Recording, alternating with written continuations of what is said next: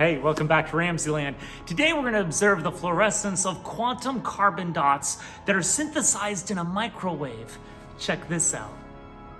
All I'm using in this investigation is anhydrous citric acid, urea, my dropper, some deionized water, my UVA flashlight, a test tube, my metric scale, and of course a microwave. Okay, so we're going to start out by adding about 0.1 gram of anhydrous citric acid to our test tube. Let's measure that out. 0.1, that looks about right. And we'll add that to our test tube. And next we're going to measure out 0.1 gram of urea.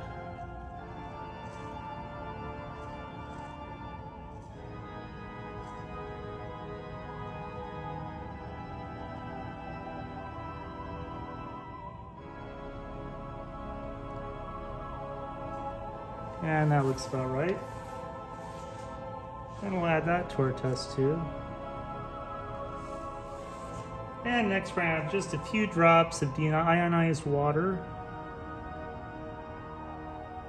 The next step is to put it in the microwave for about 2 minutes. And it'll turn kind of a dark brown.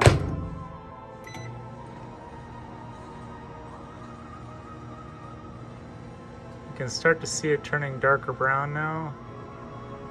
And it's about done.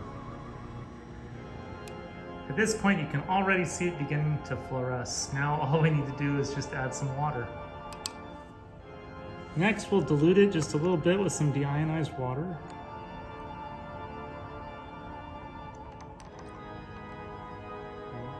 Okay, this is the best part. Watch what happens when we start adding drops to our beaker. Look at that. Isn't that awesome? Check that out.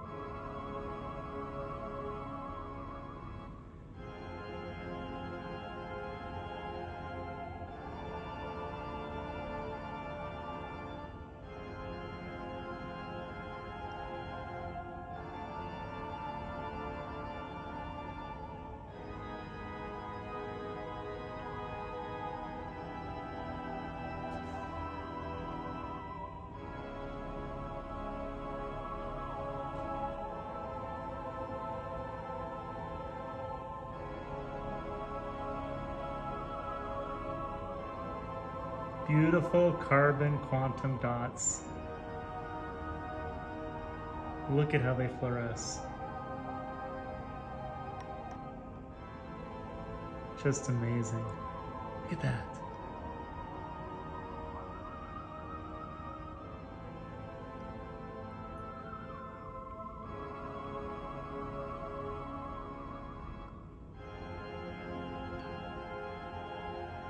So what's happening here is our carbon quantum dots are becoming excited by this UVA radiation, and that causes their electrons to move to an outer energy level.